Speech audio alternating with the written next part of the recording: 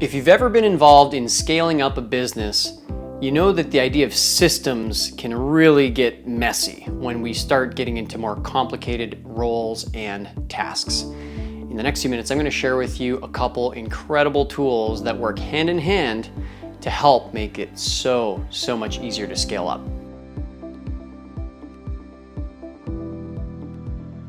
My name is Tim Francis from ProfitFactory.com. Profit Factory helps companies to streamline and scale, especially the management and operations side, which can be a little tricky. Years ago, I read the book, The 4-Hour Workweek, and I'm sure you did too.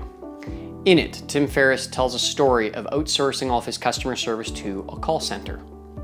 Pretty soon, he was inundated with just as many messages as he had before, but this time it was the customer service reps contacting him. So he was no further ahead. Before it was customers, now it was the reps that were emailing him with a bazillion questions. Tim realized if he just gave them a couple overarching rules, that it would immediately remove 90% of the questions that he got. And so he said, anything that costs less than $50 to fix, just do it. Don't ask me for permission. And later he increased that to $100. I didn't realize there was a name for that kind of like clever rule that we could give our team until I read this great book, Work the System by Sam Carpenter. Very influential book for me when it comes to systemizing and scaling up companies. Sam has an idea in here called operating principles. For him, it's a collection of 10 to 30 different rules, just like Tim Ferriss's, dictating how people should think and make decisions. In Profit Factory, we call them decision-making guidelines. Just feels a little bit more user-friendly to call them that. And we've realized that we can eliminate so much when it comes to scaling up companies when we combine decision-making guidelines with core values, which I'm sure you've heard of before. So what's the difference? I would say decision-making guidelines are the head of how to make decisions, and core values are the heart of how to make decisions. When you put those two together, now you can teach your team members to kind of think and act like you, and it's almost like a mini-me of you on their shoulder each day as they go through their day and make decisions and represent your company. Let's get a few examples of each.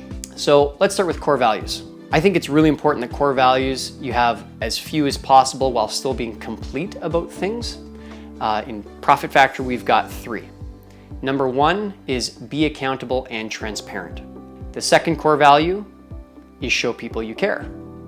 And the third core value is pursue growth and mastery. Pretty much, as long as our team members, myself included, are operating from that spirit, we'll always be on the right path.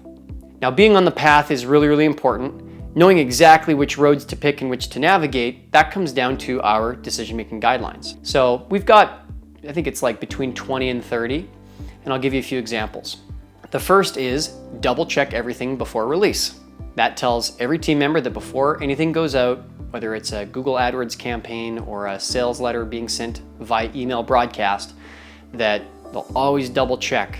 And if not themselves, then have somebody else on the team do some quality assurance, some QA, to make sure that it's high quality. Another decision-making guideline that we have is how we handle mistakes. So it's a decision-making series that lets people know this is what's gonna happen if a mistake occurs. So this one's a little bit longer, a little bit more complicated, but basically it's number 1, put out the fire. Number 2, find the system issue, not just the fire, but what's that underlying true illness that's creating the symptom. Sam Carpenter talks about the whack-a-mole game. If you've ever been to an arcade, there's that game where all the moles pop up in the holes and you've got this big hammer, this big club thing, and you smack them. And I'll build on that analogy to say that whacking the mole is okay. That's step 1 of handling a mistake. But step 2, I don't want my team members to continue just whacking moles. I want them to put the mallet down, step back, and realize where they could look behind the machine and just unplug the damn thing so that no more moles ever come up. That's the second step in our team. And the third is to create some kind of like a system or procedure or update the core values, the decision-making guidelines, do something to make this new change permanent for everybody on the team. By sharing with my teammates how we approach mistakes, I think I've also created a certain degree of psychological safety, that they feel like they can take risks.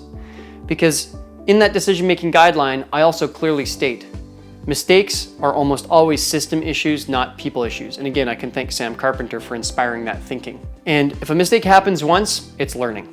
If a mistake happens 2, 3, 4 times, okay, now there's probably some negligence and now we've got a problem. But for team members to know they can make that first mistake, it creates so much freedom for them to go and grow, which is one of our core values, and to pursue mastery and make an attempt and see what happens. By being clear on both core values and decision-making guidelines, teammates of ProfitFactory.com, they know what the score is and they know how they can go and think and act just like me and therefore stay on the good side of everything. In your own business, think about what are the few decision-making guidelines that you could create. They might be different by department. They might even be unique to a specific task.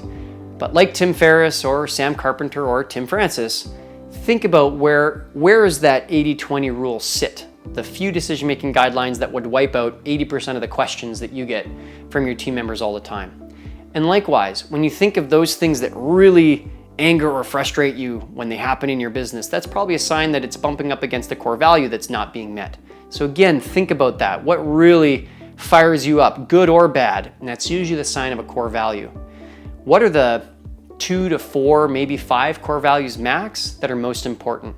Obviously, there's a bunch of core values that are super obvious, like we want to help the customer. That's obvious. So get the obvious stuff aside and get to the real core of what makes your team your team. In the comments below, if you'd like to share a decision-making guideline or a core value that for you has been super helpful in your business, I'd love to see it. I read all the comments, and it'll also help everybody else who watches this video in the future to get inspired to think about what core values and decision-making guidelines they could use in their company.